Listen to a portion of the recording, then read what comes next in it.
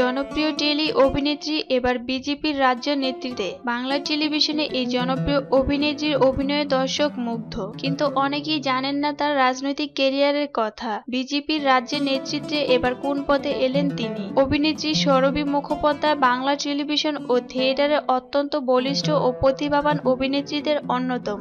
বহুদিন ধরেই সক্রিয় রাজনীতির সঙ্গে যুক্ত তিনি। এবার এলেন অত্যন্ত দায়িত্বপূর্ণ একটি পদে। বিজেপির রাজ্যের কমিটির অন্যতম সম্পাদক হিসেবে নির্বাচিত হলেন সৌরভী মুখোপাধ্যায়। প্রয়াত অশোক চক্রবর্তীর সুযোগ্য কন্যা তিনি। অভিনয়ে হাতেখড়ি 6 বছর বয়স থেকে। জানালেন, আমার বাবা আমার গুরু আর আমার আইডল। সেরা অভিনেত্রী আমার মা কল্যাণী চক্রবর্তী। 19 বছরের অভিনয় জীবনে অগণিত থিয়েটার প্রোডাকশন ও টেলি সিরিজে কাজ করেছেন তিনি। দেবাংশু সেন গুপ্তের মহাপ্রভু ধারাবাহিক দিয়ে টেলি অভিষেক হয় তার। তবে সাম্প্রতিক বাংলা টেলিভিশনে দর্শক মুগ্ধ হয়েছেন কে আপন কে পর ধারাবাহিকে তার মৌসী চরিত্রের অসামান্য অভিনয় দেখে। সম্প্রতি ব্যস্ত তার থিয়েটার দল তিতাস এর নতুন প্রযোজনায় হুল হুল হারাম নিয়ে। এছাড়া তরুণ মজুমদারের নতুন ছবি ভালোবাসার বাড়িতে একটি বিশেষ চরিত্রে দেখা যাবে তাকে। অভিনেত্রীর জীবনে ব্যস্ততার পাশাপাশি তিনি তার রাজনৈতিক দলের কর্মসূচি এবং গুরু দায়িত্ব পালন করেন। তবে আজ থেকে তার দায়িত্ব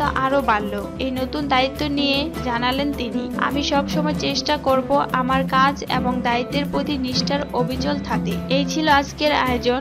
বিনোদন নিয়ে আরো খবর পেতে মিডিয়া ভয়েসমেলের পাশে থাকুন।